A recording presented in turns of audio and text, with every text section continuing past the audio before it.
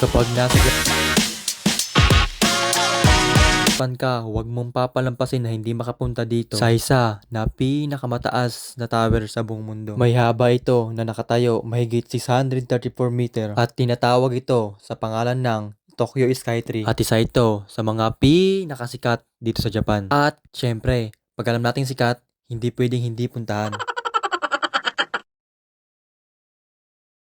Pagkaakyat, bumungad sa akin na nagsasarap ang pagkain nila dito sa food cart. Bago umakyat, kailangan ng Skytree ticket. At nang pagkatapos bumili, agad nang sumakay sa elevator, paakyat. At kung nakikita nyo yung miles per hour ng bilis, ay mahigit na nasa 500 plus na pataas. Sa unang akyat ko ay nasa 350 meters. Dalawang akyat nga pala ang meron dito. Depende sa ticket nyo. Kung gusto nyo pa makaakyat ng mas mataas. At dito, maghuhulog tayo ng 200 yen para sa telescope na babayaran. Kaso nga lang, napakasimple ng teleskopyo nila. Sobrang nanghinayang ako sa inulog kong 200 yen. At kung mapapansin nyo, kuha ng camera ko to. Grabe, sa 70 times na zoom, ang layo na ng narating. Paano pa kaya kung 100 times na? Sobrang layo siguro ng mararating. Grabe guys, sobrang ganda ng mga tanawin dito sa taas. Biruin mo, buong Tokyo, Japan ay makikita nyo. Kaso nga lang, napaka-wrong timing ng punta ko dito. Grabe ba naman yung ulap sa taas? Kaya sobrang labo sa paningin ko na magustuhan ka. At dito guys, kung saan papunta na sa 445 meters habang paakyat. At grabe guys, napakasakit ng pressure sa tenga. Para ka ring nasa eroplano. Habang naglalakad, nakakita ako ng medalyo ni Jackie Chan.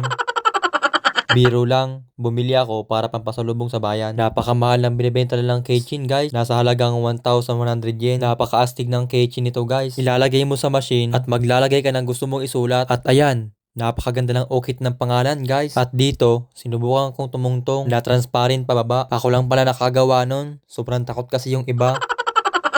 Naglalakad na ako sa baba nang may nakita akong singsing na gasolina. Ay mali, diesel pala. Ito kasi yung pangalan ng brand nila.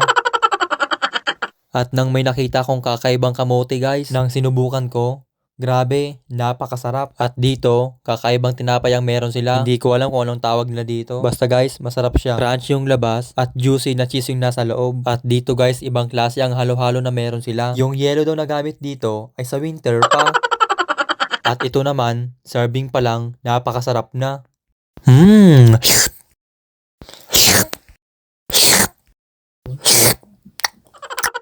Oh, di ba? Talaga namang napakasarap ng kain ko dun, guys. Ang ganda pa ng view ng kinakainan ko. Biruin nyo mga guys, nasa harap ko lang yung Skytree. Guys, sobrang ganda ng Skytree dito sa Tokyo. Lalo lahat nabuksan ng ilaw. Tingnan nyo. チケットを買って展望台に来た。見れたらラッキー。青空掃除。展望回廊からの景色はこんな感じだよ。天気が良いと富士山も見える。お土産ショップも充実。フォトスポットもたくさんあるよ。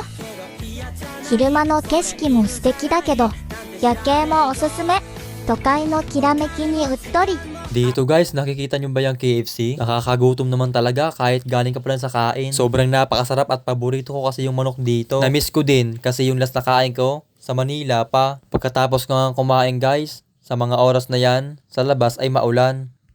At nang pagkarating ng bahay, agad nang pumasok, sakay paakyat gamit ang elevator. Kaya naman, hanggang dito na lang guys. Bye-bye!